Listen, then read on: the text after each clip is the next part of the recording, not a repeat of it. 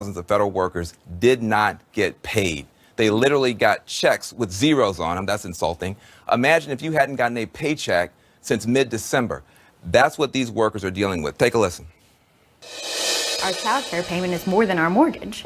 We're already stretched thin with that, and without the paycheck, it's just almost an impossible situation. I have enough for one more mortgage payment, and I got to go to CarMax tomorrow and sell my car. I picked up a secondary job driving Uber, just so I know that when I don't get paid next week and my mortgage is due, or my food, I got to put food on the table, or PG&E's going to cut off my power for lack of payment. I've got to have something there. Now, these furloughed federal workers are actually on social media talking about having to return their Christmas gifts so they can have food and be able to pay their rent. And for the essential workers, you know, the air traffic controllers, TSA agents, the Coast Guard, the people who are keeping the skies safe and the shores safe, they still have to go to work every day, but they are not getting paid a single dime. You're already in a highly stressful, in a very stressful job. And now when you go home, you're thinking about, how am I going to pay my mortgage? How am I going to pay for childcare? Now, listen, after some backlash, the Coast Guard took this tip sheet off their website, but they had something up there where they were recommending that unpaid service members do stuff like this: have garage sale, babysit, walk dogs, house sit, or become mystery shoppers during the shutdown. I'm not making this stuff up. And as a result of this, everybody, all of us are in danger. More unpaid TSA workers calling out sick could cause delays of your flight. It could also impact security. They actually had to close a terminal early at the airport in Miami this weekend, okay? Also, if you like to eat food, your food may be less safe because the FDA is not able to do the routine inspections of domestic food processing facilities. Also, the FBI, the Agents Association there, said that operations are being hindered. I don't know what that means. It sounds scary. That's not good. And if this goes on for more months, food stamp funding could dry up. And the people who are living in federally subsidized housing could be thrown out of their homes. All of this for a wall that hardly anybody wants. Mr. President, you ran on the wall in 2016. And guess what? Even though you won the election, you lost a popular vote. It's not a popular idea. Okay, in the midterm elections, tried to scare everybody about the caravan, and you got smacked down with the blue wave. The polls show Americans don't want this wall, and they never did. So we need to reopen the government, and you need a new talking point. So here's some. How about this? Healthcare. You got 27 million Americans still don't have insurance. Millions more are paying way too much for prescription drugs. That's a real crisis. Why don't you fix that? Or opioids. You got 70,000 Americans died in 2017. That's a record. It's a bad record. This wall is not going to stop that. That's a real crisis. Let's get together and fix it. The climate crisis. Carbon dioxide emissions up 3.4% in 2018, biggest jump in 8 years. Why don't you tweet about that? Infrastructure, bridges falling down, roads and sewers not working. Nobody's doing anything about it. Fix that. See, you don't have to make up a phony crisis when you can fix some of the real ones. And I bet a lot of people would help you if you tried. And that's why I am happy to see the Democrats in Congress trying to keep this administration in check. And I love the ones who are throwing their names in the hat for 2020 to make America better. My next guest might be doing both of those things. Please welcome to the Van Jones Show, Democratic representative from Hawaii, my good friend Tulsi Gabbard in the house. Welcome to the Van Jones Show.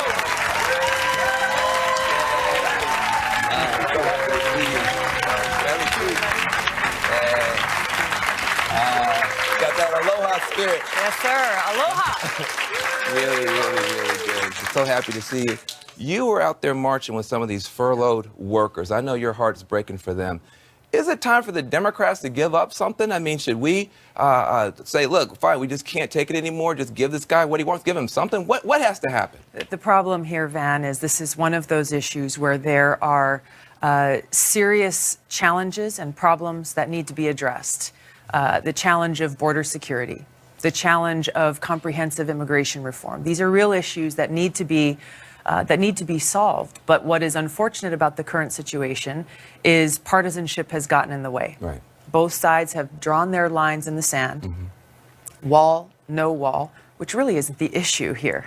Well, what is the issue? The issue here is securing our borders. Yeah. Because unless we have a secure border, we don't really have a country. The second thing is immigration reform. You know, we still have dreamers in this country, people who came here as kids through no choice of their own, who are still facing uncertainty about their future, along with a whole host of other issues related to immigration. I think that conversation needs to happen.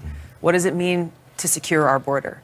We see members of Congress who are representing districts along the border, Democrats and Republicans, who are saying, yeah, a wall makes sense maybe in some areas, but in other areas we have better technology that will accomplish the objective of securing our border. And this is the problem with so many issues in politics today and in Washington, is you have leaders who get stuck in these partisan arguments without actually recognizing what is the objective. Yeah. This is something I learned in the military. In the military. What you know from day one, unless you know what your objective is, you will never have a strategy or a path to accomplish that objective, and that's the problem here. I think Trump just makes it hard for people's brains to function. He just kind of drives people nuts. You've actually been able to find some places where you actually agree with Trump. You met with him early. That shocked a lot of people. First Step Back, criminal justice, we both agreed on that. Yeah. But also on trade, TPP. What is your philosophy for dealing with a Trump as somebody who is a Democrat, strong Democrat, wants to appeal to Democrats? That's a tricky balance you try to do sometimes. By not thinking about any of those things that you just talked about. By not factoring those into my equation at all. By thinking first and foremost, how best can I serve the people of this country? What are we trying to accomplish to make their lives better every single day? If we put the well-being of the people first and remember that we are here to serve them, then those other considerations in political calculus and all this, oh, I don't want to be in the same room with this person or that person, that's worthless because people's lives are at stake. I mean, you are unique in that regard, though. You have that aloha spirit. You're willing to meet with people and talk with people. And some people have gotten mad at you because, you take something like Assad, right? That's an issue. Syria, the civil war. You actually you met with Assad. This guy is a butcher. He's a dictator. He's a horrible person. But you went and sat down and talked with him. Some people said too friendly, talking points sound too much like him. Do you get yourself in trouble with this attitude that you have of talking to everybody, reaching out? Look, as a veteran, I've deployed twice to the Middle East, and I've seen personally the extremely high cost of war on the lives of our service members who sacrifice so much, on their families, and the lives of people in these other countries where we launch regime change wars, whose lives are destroyed, whose country is completely devastated, people who suffer not just during these wars, but for decades to come. I also serve on the Foreign Affairs Committee in Congress and the Armed Services Committee, and through those lenses also understand how important it is for our national security as well as our pursuit of peace, that we've got to be willing to have those conversations, to meet with people, whether they are adversaries, potential adversaries, friends, because if we are not willing to have those conversations, the only alternative is more war, more suffering, more devastation, more lives lost. I mean, I think your compassion for people, you're this interesting mix of you're this tough soldier, but you're also mainly a soldier for peace. You don't want war. I think it's hard for people to square the circle, though, of Assad being such a bad actor. And I think that people say, oh, is she now an apologist for Assad? Is she now with Assad? Is she now like Assad? What I have done, having been someone who served in the Iraq War, as someone who lost friends in that war, who never came home, as someone who has seen those who did come home still struggling and fighting with the invisible wounds of war, all because we had a president and a cabinet who lied to the American people to launch this war, and people in Congress and the Senate who said, yep, we believe you, let's go and send our troops into combat. This is why I have the skepticism that I do, because I have been there and falling for those lies. Well, the other significant choice is to withdraw. There's a choice to go, there's a choice to pull out. Trump says he's pulling out of Syria. Is that a wise decision? Is it wisely executed? I think it's a wise decision given the reason why he and his cabinet have said they want to keep troops in Syria is not to defeat or counter ISIS and al-Qaeda, which is the authorization with which our troops are there in the first place, but because they wanted to keep our troops there to go against Iran, which this administration has made no qualms about saying that they would like to see regime change in Iran. They want our troops to counter Iran. So for that reason, our troops need to come home. The execution seems to change every day of the week with this administration. So it's hard to figure out. You're a hawk on terrorism, Yeah. but you're a dove on regime change wars. What's Yes. the difference between fighting terrorism and fighting regime change wars? What does that mean? I'm glad you asked, because there is a vast distinction.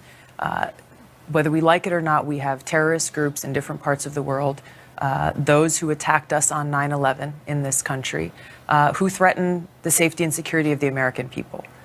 We need to make sure that we defeat those threats so that our people can be safe.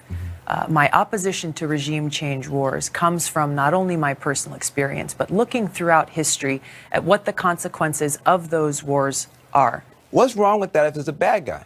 The consequences. The consequences. Time and time again, we see how our intervention regime change wars have not only not made the lives of the people in those countries better, the lives of people in those countries have been made far worse, specifically because of our regime change wars, not better. What to speak of the fact that it has made us less safe. The trillions of dollars that we spend on these regime change wars are dollars that are not going to fixing our infrastructure. They are not going to improve our healthcare system, not going to improve our education system, not going to rebuild our communities right here at home. It seems like you see things differently because you have done things differently. You are a veteran of this most recent round of wars. I think the wisdom of your generation of veterans is something that we're going to need maybe in much higher office. We'll talk about that when we get back. A lot more with Congresswoman Tulsi Gabbard when we get back. She said she's strongly considering running for president in 2020. I'm going to see if I can get her to tell me something. Tell me something. How she's going to maybe stand down in the crowd. Back to the Van Jones Show. I'm talking to Stop it! I'm talking to Democratic Congresswoman Tulsi Gabbard. Listen, you're barely old enough to even run for president. You're still in your mid-30s. You were I think the youngest woman ever elected to the state legislature. When you got to Congress, you were the youngest woman. Why did you decide so early in life to commit to public service? Why did you do all that stuff at such a young age? Growing up in Hawaii, I had not only the fortunate experience of learning about what it means to live aloha, which aloha is more than just hello and goodbye. Aloha really means that we recognize each other as brothers and sisters. And that when we say aloha to one another, we're saying that I'm coming to you with an open heart and with love and compassion and care and respect. And so I gradually experienced, even from a young age, that I was most happy when I was doing things to help other people. You were sitting in office. You could have gone off to do something else. Yeah. You decided to quit and go put yourself in a war zone. Why'd you do that?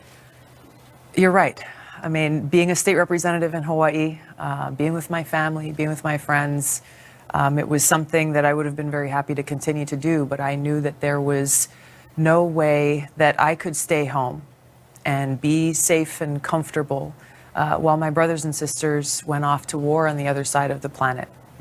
That's why I left my re-election campaign, volunteered to deploy, got trained in a job that they needed someone to fill, and went to serve with them, to serve our country. Well, now that you are in Congress, you got a whole bunch of even younger people coming up behind you. They're calling the president MFers and doing sit-ins and all kind of weird stuff. So, how do you evaluate this new batch of young women coming in? There's a huge group of new members of Congress that were just sworn in on January 3rd. And I tell you, just sitting there on the House floor, the energy was different. Why? Because of the new stories, the diversity, the new experiences that were coming to serve in the People's House, knowing that they were representing so many other people, maybe many people whose voices had never been heard before. So there's so much positive energy, and I think the most important thing now is what we started out with, which is we've got to focus that energy on actually getting things done for the people. Absolutely. And not just partisan name calling. That brings me right back to where I want to go, which is about 2020. Are you going to run for president of the United States and do something about it? Do you think you should? Do you think you should? Are you going to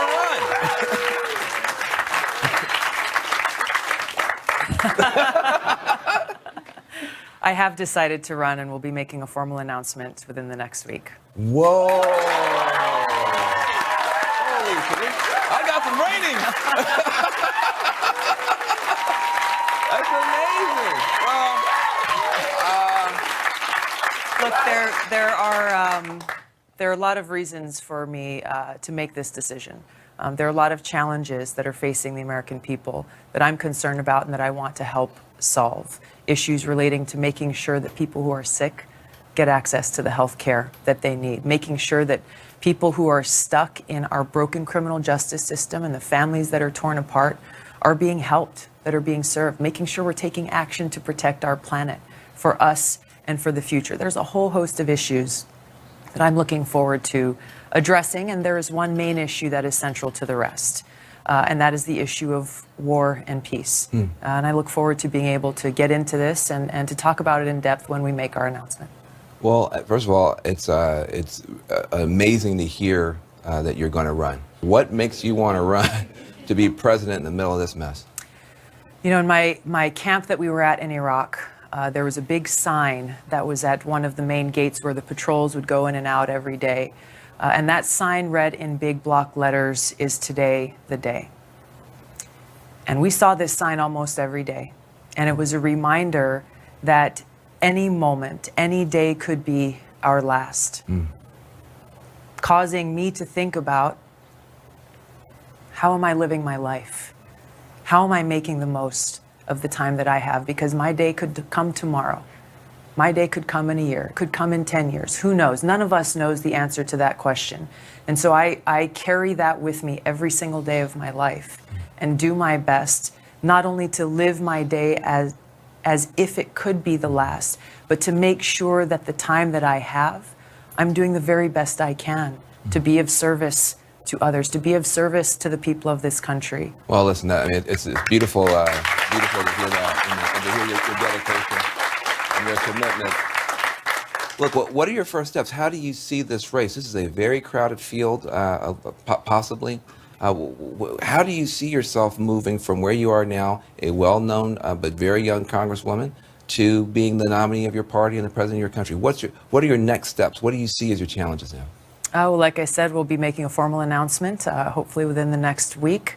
And from there, kicking off a tour to be able to go and visit with people in all parts of the country, both to hear their stories and to be able to share and have these discussions about the direction that we need to see forward for our country, to build that brighter future with peace and prosperity for everyone. I'm all for peace and prosperity and not war and austerity. Help me, though. You must have looked at some of the other people who are running. You know, Bernie Sanders, you did something that nobody thought you were going to do. Probably most people thought you shouldn't have done. They had anointed you to be the next great queen of the Democratic Party establishment. They made you the vice chair of the Democratic National Committee, and you threw that away in the last election cycle, and you endorsed Bernie Sanders. Why did you do that? First of all, my goal has never been to be queen of the Democratic establishment. No. Never once entered my brain. So let's just put that one aside. Wasn't that tempting in the first place? Okay. You know, it comes back to doing what's right. Why do you think that was right? Doing what I believe is right. What was right about that? In that election, I was a vice chair of the Democratic National Committee, something that I was surprised to be asked to do just a few weeks after I got elected. But went in trying to make a positive impact. But in that position, you're supposed to remain neutral in primaries, in Democratic primaries. But as the primary election kicked off in 2016, I saw very quickly that I could not stand silently on the sidelines as a veteran when I saw that the issues of war and peace, the issue of the cost of war, was not being brought forward in this most important decision about who our next commander-in-chief would be. There were very stark differences between Secretary Clinton and Bernie Sanders on this issue, and ultimately that was the main reason why I resigned and left that position and endorsed Bernie Sanders, to bring forward what those contrasts were so people could make an educated choice. Well, what if Bernie runs? What you just announced? What if Bernie announces? What's he going to do? Bernie's a good friend. We've talked. Oh. I don't know what his plans are, Right. but I know that that both of our hearts are focused on serving and fighting for the American people. This party is such a demographic kind of jigsaw puzzle. The African American vote and the woman vote and this vote and that vote. I mean, you're a female veteran Hindu, blah, blah, blah. I mean, how do you deal with putting this jigsaw puzzle together? This is part of the problem with why our country is becoming as divided as it is because people are focusing, self-serving politicians are focusing on dividing the American people based on these labels and, well, you fit in that box and you can't step outside of that box, rather than actually getting to the heart of who are we as Americans. What are the values and the freedoms and the principles that we stand for, regardless of the color of our skin, regardless of the way we choose to worship or if we choose to not worship at all? These things that make our country diverse are all centered around this strong foundation of these core principles and values that are enshrined in our Constitution. And recognizing that connectedness that we have will give us that strength and courage that is necessary to overcome those self-serving politicians and greedy corporations and those who are acting for their interests and not the interests of the people. Well, that's a kind of a populist message, but it doesn't sound like the kind of populism I hear from Donald Trump. So how would you take on a Donald Trump? I mean, you seem kind of aloha, and he seems kind of aloha. He's not trying to aloha with your ha. Aloha. Aloha, which essentially means love. Love for each other, love for our country, should not be mistaken for just some feeling. Love is action. When you love someone, you will do anything to fight for them. When you love something, you will go to the end of the earth to fight for it. Love gives us strength. Love gives us courage. Love gives us what we need to overcome those forces of darkness. One of my favorite quotes is from Dr. Martin Luther King, and you know this, where he says, "Darkness cannot drive out darkness. Only light can do that." Wow. Hate cannot drive out hate. Only love can do that. Give a round of applause. It's amazing to have you here. It's good. Very, very good. Listen, Tulsi, I want to thank you for joining me, and good luck with your upcoming announcement and campaign. And I want to thank you for announcing it on the Van Jones Show. Coming up, we got 3 former Republican representatives. They were ousted in the 2018 midterm election. We're going to hear what they have to say about the wall, and that's already impacting President Trump. Got investigations that are gearing up. You got the House Oversight Committee announcing it's going to have public testimony from Trump's former lawyer and fixer, Michael Cohen. Meanwhile, Republicans are left kind of reflecting on some of their losses. We had a big blue wave, wiped out a lot of Republican seats, even in reliably red districts. Trump said many of the folks who lost made a mistake by pushing him away. Democrats say as Republicans were on the wrong side of the issues, whether you're talking about health care, immigration, or oversight of the administration. Well, I want to talk about all of this with 3 former members of Congress who lost their jobs in the midterm elections but have a lot to say. Mark Sanford from South Carolina, he's here. We got Mia Love from Utah, also here. And by the way, a CNN contributor. And John Fasow from New York. Give them a round of applause. Glad to have you guys all on the Van Jones Show. Before we look back to the midterm elections, let's talk about the shutdown. We're in the middle of the longest shutdown in the history of the country. First of all, how does it feel to not be in Congress right now? In the middle, this is the time when leadership's needed. You guys are all 3 amazing leaders. How does it feel not to be there right now? They should have listened to us. I mean, really, if you think about it and you go back, we would not be in this position, and we would have good border security if we passed the comprehensive bill that took care of families at the border, actually gave a pathway to DACA recipients, actually funded the border also. I mean, we had so many different things that if that would have passed, back we in the wouldn't summer. be, yes, Yeah. we Back in the wouldn't be summer. in this position that we're in. If you remember, I actually got a little flack for taking on my own leadership because I felt like if votes weren't being taken in the House of Representatives, then the people that I represented did not have a voice on the House floor. So bring up the votes. Let people vote on them. Let them pass or fail, but at least they have a voice. And that was one of the things that I was really frustrated with, because we would not be in this position right now, and we would have good immigration reform and also border security. Well, it seems like there's something going on inside the Republican Party, and I'm a strong Democrat, so I'm always trying to understand. This whole thing doesn't seem very conservative to me. In other words, it seems like a conservative position would be, let's have the most fiscally prudent way to get to that border security. A lot of people say the wall would be too expensive way to handle the problem. Has nativism really replaced conservatism as the key organizing principle of the Trump Republican Party? No, I wouldn't say that, but I'd just say both sides are crazy right now. I mean, if you boil it all down, you got 2,000 miles of border. You got about 700 miles that are somewhat secure right now, and really about 1,300 miles that are open. So from a Democratic side, people say, no, I can't build a wall. Well, there are already 700 miles of wall, and still there's going to be roughly 1,300 miles of open stretch. And from a Republican side, folks say, well, no, if we could just build a wall, it's still an enormous problem, and from either side is not going to get solved. That's where a lot of it is pure political theater right now, to everybody's detriment. Yeah, this has vexed administrations of both parties for decades. And back in March, we passed over $600 million of money to build more or reconstruct border wall or fencing that exists today. That was all authorized in 2006. And oh, by the way, Hillary Clinton, Joe Biden, Chuck Schumer, and Barack Obama voted for that back in 2006. So this argument today that both parties are engaged in doesn't really get into the substance of the fact that we do have border security issues.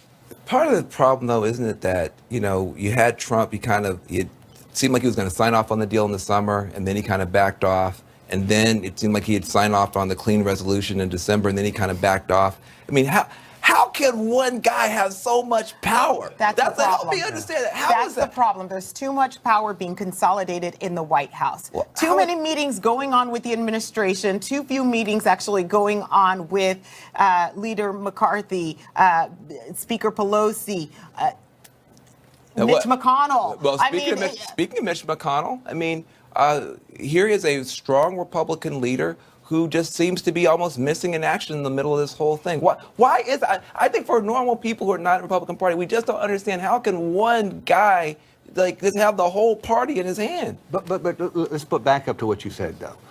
If you look at it, the value to executive branch is driving a stake in the ground and saying, this is where I stand. And then the normal coalitions against you and for you come into place, the battle lines are drawn, and you have a debate. And the problem with the Trump presidency has been one day it's here, the next day it's here, the next day it's here, and you don't ever form the battle lines to have a real debate. So part of it is not as much too much power as too much fluid power floating in different directions on a given day. What do you think? A lot of mixed messages. So I think that we should end this shutdown right now, but we should also recognize that both sides in this debate have something credible to say. The Democrats are saying, oh, we need to use more technology. I don't think there are any Republicans that disagree with that.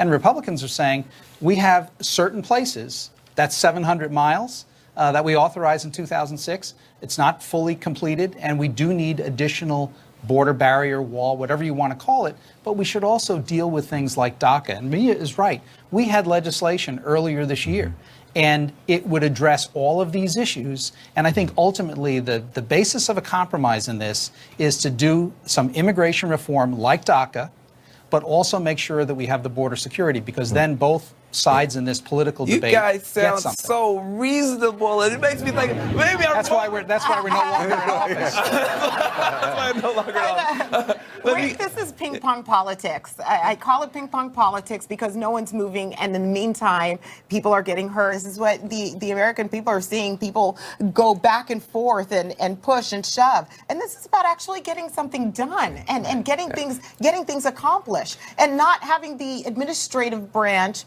take over the legislative authority. Listen, you guys, each of you in some ways got in trouble for speaking out and speaking up in this very reasonable way that you're doing. And it almost became like you had to be punished for doing that. I want to know the honest truth. What percentage of other Republicans actually agree with what you're saying, but were just too chicken to say it themselves? What's the percentage? Tell the truth. To the Van Jones Show. You got to tell the truth. 0%, 100%. I won't give you 0, and you know it is a percentage larger than 0. But you know, again, sadly, too many people in politics say that the name of the game is staying in the game. And what I think would distinguish me and others is that that's not the name of the game. Well, what stood out about the interview you just had with Tulsi is it's about certain principles and ideals, and we may approach it differently as Democrats and Republicans, but we got to stay true to those ideals, because then indeed we can have a debate. And too much of what's going on is anything but that. Yeah, and too much of what goes on is to appeal to the base of both parties. And this is what happens in America today. The left listens and reads and watches the things they agree with, and the right does the same thing, and they're like ships passing in the night. And the fact is, our whole constitutional system is based on compromise. And that's what a lot of folks are forgetting about. And so we need to go back to basics and understand that's how we get things done. You don't get everything you want in a marriage. You don't get anything you want. I know that for sure. But the fact is that our system is based on compromise. And if people of goodwill and good faith, if they come together, we could hammer this thing out in a half hour. I can tell you that. Well, listen, we could talk about that more when we get back. We got so much more to talk about with these 3 House Republicans, including how they feel about Republican Congressman Stephen King's recent comments questioning why people are bothered by the term white supremacy. Has a response from the Republican Party been strong enough? That's next. My guest, we got 3 former Republican members of Congress who lost their races in 2018, and now they're here to share their wisdom with us. Mark Sanford from South Carolina, Mia Love from Utah, and John Faso from New York. Welcome back to the Van Jones Show. Listen, Stephen King, why don't Republicans just throw him out of their party? He's saying that, maybe white supremacist as a term, isn't that bad a term? Why is that bad a term? He says stuff like this all the time. I think it makes Republicans look terrible. What is your view on the role of someone like Steve King messing up the Republican Party? Well, you're going to me first. Oh, I'm going to get to all of you. Okay. Don't worry. Nobody is You taking asked this for one. it. No, it's one of the things that I have been incredibly frustrated with, because I have to tell you, I am not defined by a person. I say that about the administration. I say that about everybody that I serve with. I'm defined by a set of principles and by a platform. And the platform that I believe in does not speak like that. The platform that I believe in wants justice and wants opportunities for everyone, to bring people from the lowest common denominator up. It's one of the reasons why I felt like I said in my concession speech, there's this sense that some Republicans really never take you home. And in Black communities and other communities, you kind of feel like, okay, financially this works, or maybe this might make my life better, but do you really like me? Do you really feel like, do I feel like you've taken me into your hearts? And I think that that's one of the things that as a Republican Party, people need to do better. We need to do better. We need to actually let people know that we like them, right, and that the policies actually work for them. And when you have comments like that, it does not help the party. I mean, it does seem like the country's getting more diverse. It seems like actually Congress got a lot more diverse, but the Republican Party doesn't seem to be getting more diverse. In fact, 90% of the House Republicans now are white males. I think even though we have more women in Congress than ever before, I think 102, I think the number of Republican women fell from 23 to 13. Is this a problem for the Republican Party, or not that big a deal? No, it's a problem. And we have to be reflective of the country as a whole if we want to be the majority party back in the House and also be the majority party in the country. So I agree with what Mia said. I mean, those comments were not reflective of the Republican that I am, or the most Republicans that I know. And what needs to change? Because it's not just Steve King, it's not just Trump. There just seems to be a trajectory by which these parties are separating on the basis of race. What needs to change on the Republican side? We just have to go out and make sure we talk to every community in the country. I mean, Republicans, for instance, have been in the forefront of promoting education choice and innovation, charter schools, giving minority kids, for the most part, more choices and opportunities that they would have if they lived in a white suburban area. and yet we haven't gone out and really fought to make sure that Black and Hispanic parents, Asian parents know that we're in the forefront. Hey, listen, Republicans have been, whether you like education reform ideas or not, you've been there. You've been trying to make the situation better for students in those communities, also on criminal justice reform. But isn't Trump a big part of the problem? And when you have a president who's saying, S-hole countries and all that kind of stuff, Alexandria Ocasio-Cortez says the guy is a racist, just straight out. Do you think that he's a racist straight out? I mean, how do you make sense of Donald Trump's policies and posture and rhetoric on these issues? I don't make sense of Donald Trump's rhetoric and postures on these issues. That's why I am where I am. And I've spoken out accordingly over the last 2 years. But Do you think he's a racist? What's that? Do you think Donald Trump's a racist? I'm not going to call anybody a racist. I'm going to say I disagree with much of his rhetoric. I disagree with much of his tone. On both fronts, it's against a lot of American themes, and it's certainly harmful to the Republican Party. I think in that regard, the Republican Party has been held hostage with regard to the way in which he treats other people. And it's, again, at the detriment of a lot of people out there working at a grassroots level, awfully hard within their spheres of influence to make a difference in their own communities in terms of race relations and others. If you look at the number of Republicans that came out in the tragedy of Charleston, where 9 people were gunned down in church, it wasn't just Democrats, it was Republicans and Democrats who came together as a community. I was there. And so I just say, is Steve King an outlier? Oftentimes the media grabs hold of outliers and runs with them to say that's what the party stands for, or what Donald Trump has said is what the party stands for. No. Grassroots activists, many of whom are doing real things within their communities to bring folks together. How do you see it? Look, when I was around last year, and you heard comments from people like Blake Farenthold, and he would, the use of taxpayer funds to pay off sexual harassment cases. I was a Republican that said he needs to go, right? And I think that it's the same thing. We need other Republicans saying we don't believe in this. He has to go. This is not. This doesn't represent who we are. So I think we need a little bit more of that.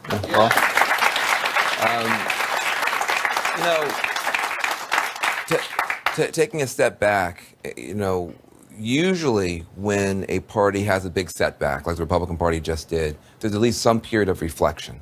I haven't seen much reflection yet. I've had a lot of time to think about it. I bet you have, exactly. So really, I mean, what are the big lessons and takeaways that you would hope that the Republican Party would learn from this last election season? Well, I think that clearly in my race, for instance, and many of the races that we lost in the House, the president was the issue.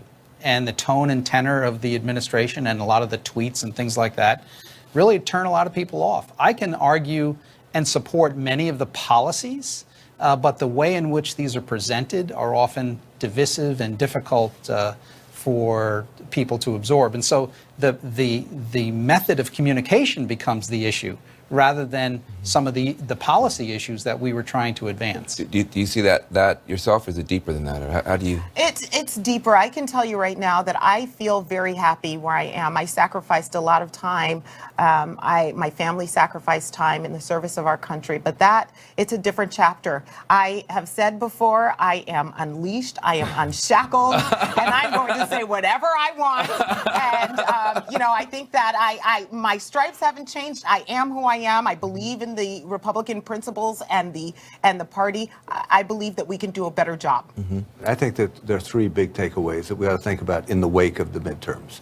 One is that all politics are local. Tip O'Neill's notion, but it's true. So an R+10 district down in South Carolina for the first time went Democrat in about 50 years, in large measure because of the issue of the environment and offshore drilling, but it was basically a local issue. All politics are local. 2, you need to think about the economy and, more to the point, debt, deficit, government spending. That's been a historic hallmark of the Republican Party.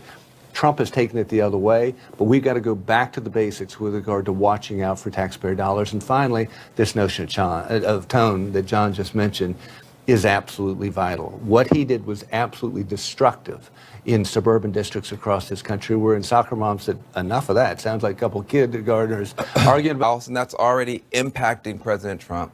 Got investigations that are gearing up. You got the House Oversight Committee announcing it's going to have public testimony from Trump's former lawyer and fixer, Michael Cohen. Meanwhile, Republicans are left kind of reflecting on some of their losses. We had a big blue wave, wiped out a lot of Republican seats, even in reliably red districts. Trump said many of the folks who lost made a mistake by pushing him away. Democrats say it's Republicans who are on the wrong side of the issues, whether you're talking about health care, immigration, or oversight of the administration. Well, I want to talk about all of this with three former members of Congress who lost their jobs in the midterm elections but have a lot to say. Mark Sanford from South Carolina, he's here. We got Mia Love from Utah, also here. And by the way, a CNN contributor. And John Faslow from New York. Give them a round of applause. Glad to have you guys all on the Van Jones Show. Before we look back to the midterm elections, let's talk about the shutdown. We're in the middle of the longest shutdown in the history of the country. First of all, how does it feel to not be in Congress right now? In the middle, this is the time when leadership's needed. You guys are all three amazing leaders. How does it feel not to be there right now? They should have listened to us. I mean, really, if you think about it and you go back, we would not be in this position, and we would have good border security if we passed the comprehensive bill that took care of families at the border, actually gave a pathway to DACA recipients, actually funded the border also. I mean, we had so many different things that if that would have passed, Back we in the wouldn't summer. be, yes, Yeah. we Back in the wouldn't be summer. in this position that we're in. If you remember, I actually got a little flack for taking on my own leadership because I felt like if votes weren't being taken in the House of Representatives, then the people that I represented did not have a voice on the House floor. So bring up the votes. Let people vote on them. Let them pass or fail, but at least they have a voice. And that was one of the things that I was really frustrated with because we would not be in this position right now and we would have good immigration reform and also border security. Well, it seems like there's something going on inside the Republican Party, and you know, I'm a strong Democrat, so I'm always trying to understand. This whole thing doesn't seem very conservative to me. In other words, it seems like a conservative position would be let's have the most fiscally prudent way to get to that border security. A lot of people say the wall would be too expensive way to handle the problem. Has nativism really replaced conservatism as the key organizing principle of the Trump Republican Party? No, I wouldn't say that, but I'd just say both sides are crazy right now. I mean, if you boil it all down,